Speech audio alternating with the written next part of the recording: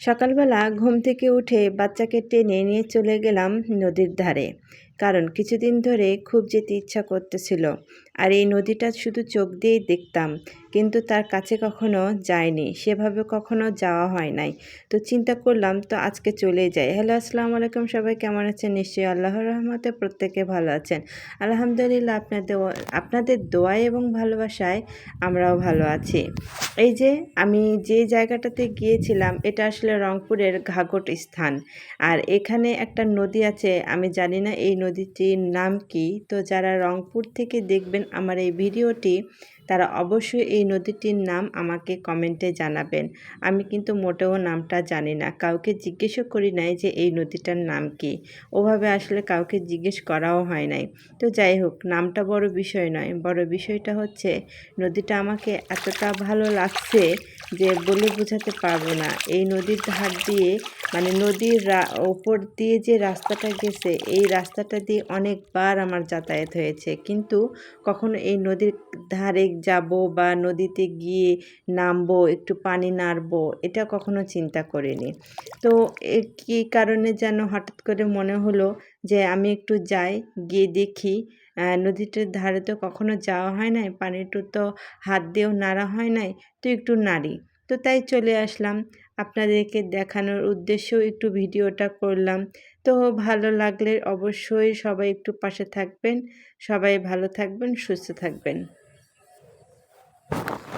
যায় না, আমার হাত ধরে যাইতে হবে, পারবা না।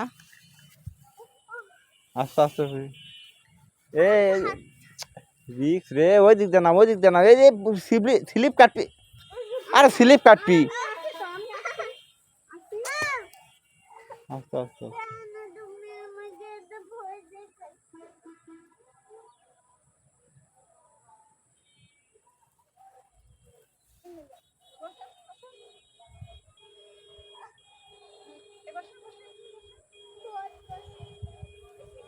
দাদা এখন লো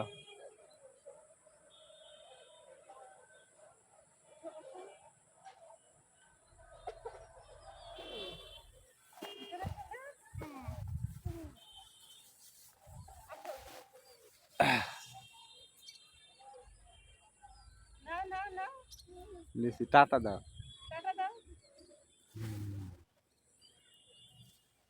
টাটা টাটা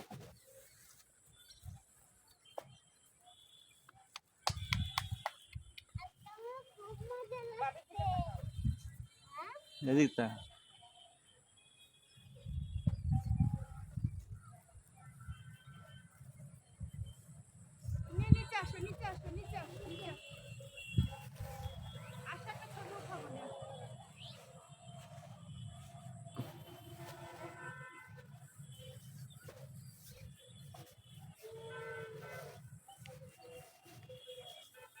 স্লিপ কাটতে হবে তো ভালো। স্লিপ কাটবে না, আসো, আমি নামছি, কিছু খাইনি, এত দুর্বল কেন?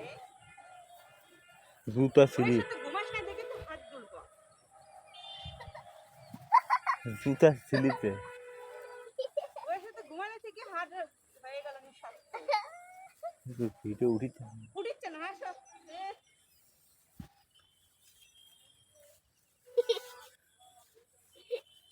কি যে হইলো দেখো। দাঁড়া দাঁড়া দাঁড়া দাঁড়া, এই পিস্তল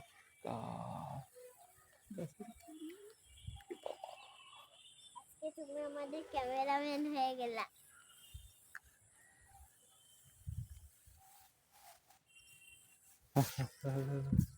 দাঁড়াও দাঁড়াও, তুমি বসো একটু। ওটা লাল, ওটা কি? ওটা নদীর মধ্যে লাল।